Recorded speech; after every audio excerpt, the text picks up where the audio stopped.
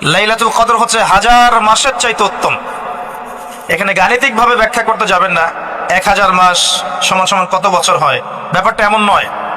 এখানে আধিক্য বোঝানো হয়েছে। হাজার হাজার মাস ইবাদত করলে যে নেকি হয়, এক রাত ইবাদত করলে সে নেকি হয়ে যাবে ইনশাআল্লাহ। এই রাতে কি হয়? স্পেশাল তানাজ্জালুল মালাইকাতু ওয়ার রূহ। এই মাসে আল্লাহর পক্ষ থেকে আল্লাহর ফেরেশতারা নেমে আসেন। কোথায় নেমে আসেন? পৃথিবীতে। তাদের সর্দার হিসেবে থাকেন জিবরাইল আলাইহিস সালাম। তানাজ্জালুল মালাইকাতু ওয়ার রূহু ফিহা বিইذনি রাব্বিহিম। আল্লাহর রবের আদেশে তারা এই কাজটা করেন। মিন কুল্লি আমর, প্রত্যেকটা বিষয়ের ফয়সালা হয় এই রাতে। আপনার আমার তাকদীর লেখা হয়েছে আসমান জমিন সৃষ্টির 50,000 বছর আগে। আপনার আমার তাকদীর লেখা হয়েছে আসমান জমিন সৃষ্টির 50,000 বছর আগে। আল্লাহ পাক সমস্ত সৃষ্টির তাকদীর লিখেছেন প্রথম দফায়। দ্বিতীয় দফায় তাকদীর লেখা হয়েছে যখন আমার আপনার রূহ আমাদের মায়ের গর্ভে ছিল 4 মাস 10 দিন বয়স। ওই সময় আল্লাহর পক্ষ থেকে ফেরেশতা আসেন, এসে লিখে দেন তার হায়াত, তার রিজিক, সে সৌভাগ্যবান না দুর্ভাগ্যবান। এরপর রূহটাকে ফুঁকে দেন, বাচ্চা নড়াচড়া শুরু করে। এর আগ পর্যন্ত পেটের মধ্যে বাচ্চা নড়াচড়া করে না। যখন রূহটা ফুঁকে দেওয়া হয় তারপর থেকে বাচ্চা নড়াচড়া শুরু করে। দ্বিতীয় দফায় তাকদীর লেখা হয়। এরপরে তৃতীয় দফা লেখা হয় এই লাইলাতুল কদরে যে আগামী 1 বছর কি হবে, আপনি কি করবেন, অর্থাৎ 1 বছরের বাজেট প্রণয়ন করা হয় প্রত্যেক লাইলাতুল কদরে। তানাজ্জালুল মালাইকাতু ওয়ার রূহ ফিহা বিইذনি রাব্বিহিম মিন কুল্লি আমর। এই রাতের আরেকটা বৈশিষ্ট্য হচ্ছে সালামুন হিয়া হাত্তা মাতলাইল ফজর। ফজর পর্যন্ত এই রাতে শান্তি শান্তি শান্তি শান্তি প্রশান্তি বজায় থাকে। এই রাতে আপনি যে দোয়া করবেন, যে কোনো দোয়াই করবেন, যদি আপনার রিজিকটা হালাল হয় ইনশাআল্লাহ কবুল হয়ে যাবে যে কোনো দোয়া। এই রাতে যারা ইবাদত করে দাঁড়িয়ে দাঁড়িয়ে, তাদের চতুর্দিকে ফেরেশতারা সমবেত হন, তাদের দোয়ায় তারা শরীক হন, তাদের জন্য দোয়া করতে থাকেন। ঠিক তখনই দেখবেন মুমিন বান্দার চোখ দিয়ে টপ টপ করে পানি পড়া শুরু হয়েছে। আপনি ফিল করতে পারবেন যে আপনার দোয়া আল্লাহ কবুল করছেন।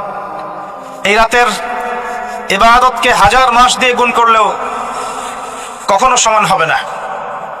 একটা রাত ইবাদত করলে আপনি হাজার হাজার মাসের নেকি পাচ্ছেন।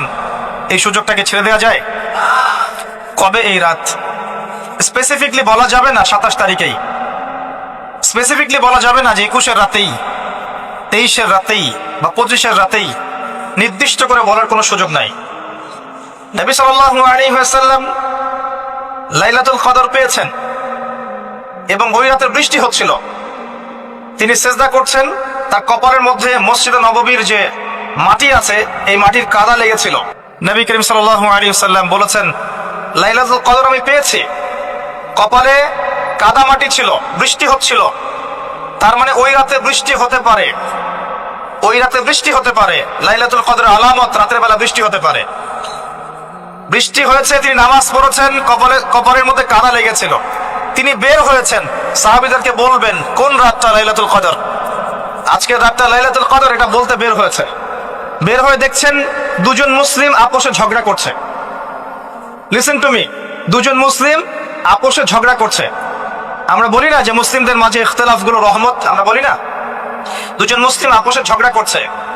এই কাজটার কারণে আল্লাহ রাব্বুল আলামিন নবী সাল্লাল্লাহু আলাইহি ওয়াসাল্লামের হৃদয় থেকে এই কথাটাকে তুলে নিলেন। তিনি আর বললেন না এক্স্যাক্টলি কোন রাতে লাইলাতুল কদর ছিল, তিনি বলতেই বেরিয়েছিলেন যে কোন রাতে লাইলাতুল কদর ছিল। আমাদের ইখতিলাফের কারণে আমরা সেই নির্দিষ্ট রাতটাকে হারিয়ে ফেলেছি। তবে এর মধ্যেই খায়র আছে, এর মধ্যেই কল্যাণ আছে। আরবিতে একটা প্রবাদ আছে, কুল্লু শার ইউজাদু ফিহিল খায়র। প্রত্যেকটা অকল্যাণের পিছনেই কোনো না কোনো কল্যাণ আছে। নির্দিষ্ট করে বলে দিলে আমরা বাকি রাতগুলো জাগতাম না। নবী সাল্লাল্লাহু আলাইহি ওয়াসাল্লাম এখন বললেন যে আমাকে ভুলিয়ে দেওয়া হয়েছে কোন রাত, তোমাদের ঝগড়ার কারণে। অতএব তোমরা শেষ দশকের বিজোড় রাতগুলোকে তালাশ করো। শেষ দশকের বিজোড় রাত বলতে 21-এর রাত, 23-এর রাত, 25, 27, 29, এই 5টা রাতের যে কোনো একটা লাইলাতুল কদর। এই রাতে ইবাদত করলে এত নেকি হচ্ছে, কারণটা কি? রাত আর দিন কি ডিফারেন্ট কিছু? প্রত্যেক রাতেই কিন্তু আল্লাহ পাক প্রথম আসমানে নেমে আসেন। রাতে, শুধু শবে বরাতের রাতে নয়, শুধু নিসফে শাবানের রাতে নয়, কিন্তু প্রত্যেক রাতেই আল্লাহ পাক প্রথম আসমানে নেমে আসেন। তিনি কিভাবে নেমে আসেন এটা ব্যাখ্যা করার দরকার নেই আমাদের।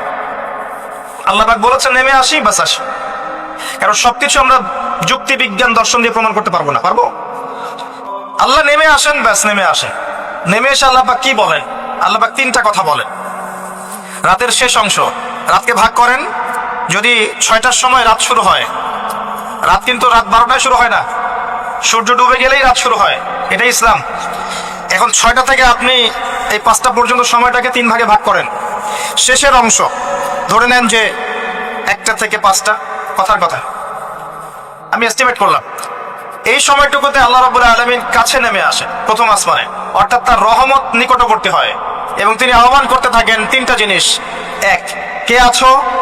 আমার কাছে কিছু চাইবে, যা চাইবে আমি তাই দিব। 2, কে আছো? আমার কাছে ক্ষমা চাইবে, আমি তোমাকে মাফ করে দেব। 3, কে আছো? কে আছো আমাকে ডাকবে, আমি তোমার ডাকে সাড়া দেব। মানে এই সময় আপনি যা চাইবেন, ইনশাআল্লাহ আপনার আকীদায় যদি শিরক না থাকে, আমলে যদি বিদআত না থাকে এবং আপনার রিজিক যদি হালাল হয়, ইনশাআল্লাহ তাআলা আপনার দোয়া কবুল করা হবে। আল্লাহ পাক প্রত্যেক রাতেই নেমে আসেন। তাহলে লাইলাতুল কদরকে এত স্পেসিফিকলি ইম্পর্টেন্স দেওয়ার কারণ কি? একটাই কারণ, মনে রাখবেন, লাইলাতুল কদরকে মর্যাদা মণ্ডিত করার এবং রমাদান মাসকে শ্রেষ্ঠ মাস মর্যাদা মণ্ডিত করার একটা কারণ, only one reason behind it, সেটা হচ্ছে এই মাসে এবং এই রাতে আল কোরআন নাজিল হয়েছে। কথা কি বুঝতে পারছেন? কোরআন নাজিলের কারণেই এই মাসটা মহামান্বিত, কোরআন নাজিলের কারণেই এই রাতটা সম্মানিত।